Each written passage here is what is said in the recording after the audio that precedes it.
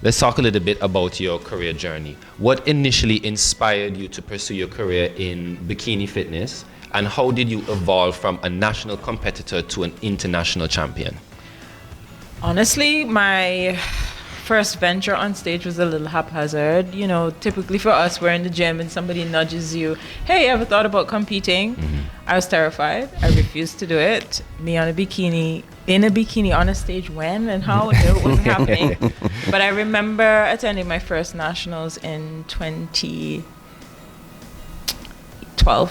Oh, wow. And at that time, bikini wasn't a thing yet, here at least. And I saw Rosianne, Mary John, I think Yvette, a few other athletes competing, and I kicked myself the entire time because, like, wow, I can do that. I want to do that. And I competed in the Torturous Classic the December following that event in August, and competed every consecutive year since then. I mean, it was not planned.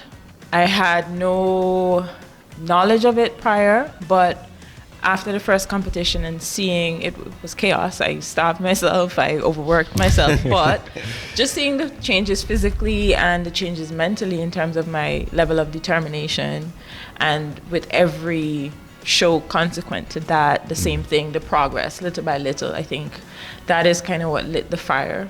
And I think it's a big component to being an athlete, is holding yourself accountable. You kind of need to find the balance between holding yourself accountable and still internally motivating yourself. Whatever it is that, you know, in your heart of hearts brings you joy, you really enjoy, it challenges you despite what other people's opinions are. It may not be a sport, it may be cooking, it may be some other endeavor or pursuit. Lean into it wholeheartedly.